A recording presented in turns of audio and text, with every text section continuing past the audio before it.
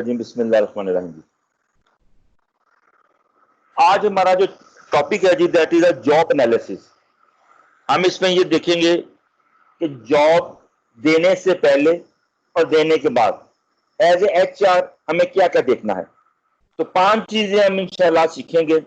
First, nature of job analysis और what included things are in it. Second जो हम देखेंगे, मेथड्स। थर्ड, इसकी डिस्क्रिप्शन देखेंगे। फोर्थ, इसकी स्पेसिफिकेशन। और फिर हम एनालिसिस में मुख्तलिफ कुछ चीजें वो आपसे साथ डिस्कस करेंगे। तो सबसे पहले method of collecting job analysis. वो कौन से तरीके हैं जिनसे आप चीजें इकट्ठी कर सकते हैं जॉब एनालिसिस के लिए। First thing, method of collecting job analysis information through interview। देखिए, इंफॉर्मेशन के 4 सोर्स, जो मेन सोर्सेज है इंफॉर्मेशन का, that is individual employee, group employee और वो लोग जो सुपीरियर हैं और आपकी जॉब को सुपरवाइज करते हैं। मसलन if you want to hire a HR executive, तो आप अपने एचआर मैनेजर से पूछेंगे कि उसको क्या चाहिए, उसको किस तरह का आदमी चाहिए, उसकी जॉब रिक्वायरमेंट क्या है। तो इंफॉर्मेशन सोर्सेज जो है वो आपका एक इंडिविजुअल एम्प्लॉय हो सकता है, किसी एक से आप डिस्कस कर सकते हैं, उस ऑफिस में जो एक से ज्यादा लोग काम कर रहे हैं उनसे आप डिस्कस कर सकते हैं, और जो आपके सुपीरियर हैं उनसे आप बात कर सकते हैं। इंटरव्यू 2 तरीके से लिए जा सकते हैं। एक को हम स्ट्रक्चर्ड इंटरव्यू कहते हैं और एक को हम अनस्ट्रक्चर्ड इंटरव्यू कहते हैं। स्ट्रक्चर्ड इंटरव्यू वो होता है जिसमें आपने पहले ही लिखकर कुछ सवाल तैयार किए होते हैं और वो सवाल जो है वो आप इंटरव्यू जो देने आया हुआ होता है उसको देते हैं।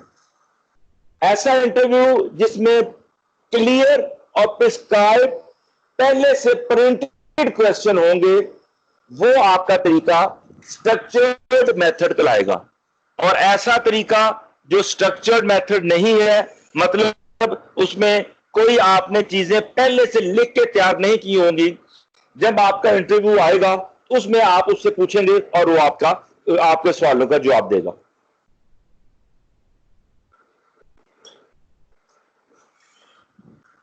इसके फायदे क्या हैं जी?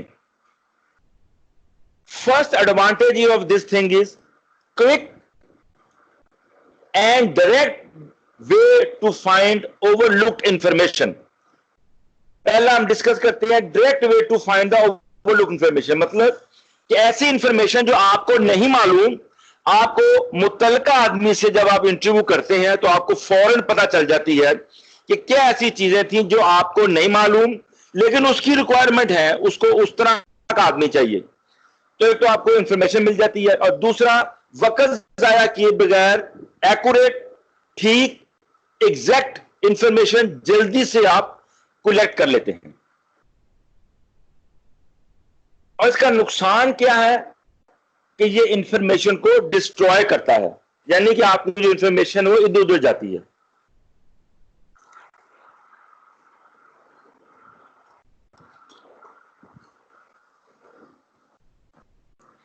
दूसरा तरीका जिससे आप जॉब एनालिसिस हासिल कर सकते हैं, दैट इज क्वेश्चनियर्स। पहला था हमारा इंटरव्यू जिससे हम इंफॉर्मेशन इकट्ठी कर सकते हैं सॉरी। दूसरा है जी हमारा क्वेश्चनियर, कि हम एक कागज पर कुछ क्वेश्चंस लिखते हैं, वो क्वेश्चन हम मुख्तलिफ लोगों को बांट देते हैं और उनको कहते हैं कि जी आप इस पेपर पर अपने जवाब दें हमें। उसको हम कहते हैं क्वेश्चनियर। आमतौर पर साइकोलॉजी जो लोग पढ़ रहे हैं वो जानते होंगे कि ये लोग अक्सर अपनी जो रिसर्च करते हैं ये अपने क्वेश्चनियर मुख्तलिफ लोगों को बांटते हैं और उनसे उनके आंसर लेकर फिर मुख्तलिफ जो उन्होंने रिसर्च क्वेश्चन बनाए होते हैं उनके रिजल्ट ये लेते हैं। तो तंजील ऐसे ही है।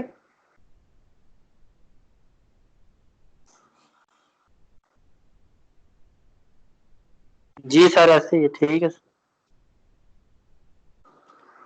क्वेश्चनियर जो है वो हमारा इंफॉर्मेशन सोर्स है। Having employees fill out the questionnaire to describe the job related duties and responsibilities. इस क्वेश्चनियर में आपके जो एम्प्लॉय हैं वो आपको अपनी जिम्मेदारियां जो उनको दी जाती हैं, उनकी जो ड्यूटियां हैं जो उनको दी जाती हैं, वो बताते हैं। क्वेश्चनियर फॉर्मेट दो किस्म का हो सकता है। एक को हम स्ट्रक्चर्ड चेकलिस्ट फॉर्मेट कहते हैं और दूसरे को हम ओपन एंडेड क्वेश्चन कहते हैं। तो अगर समझ लेंगे दोनों हैं क्या।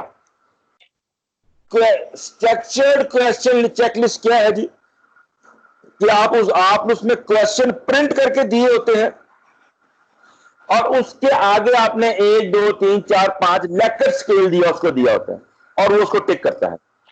जबकि ओपन एंडेड क्वेश्चन में आप उसको क्वेश्चन दिया होता है और आप उसको कहते हैं कि जी आप अपने इजहार करें, वो अपने व्यूज उसमें देता है।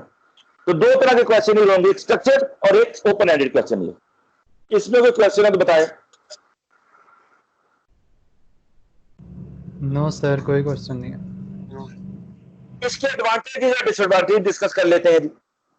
सबसे पहले जो इसका फायदा है that is quick and effective way, कि ये एक तो जल्दी है, दूसरा आप इसको इफेक्टिवली गैदर करते हैं इंफॉर्मेशन एक बहुत ज्यादा क्राउड से, ज्यादा लोगों से आप इंफॉर्मेशन ले सकते हैं। और मसलन आप एक वक्त में कितने लोगों से इंटरव्यू कर सकते हैं, 2 4 10।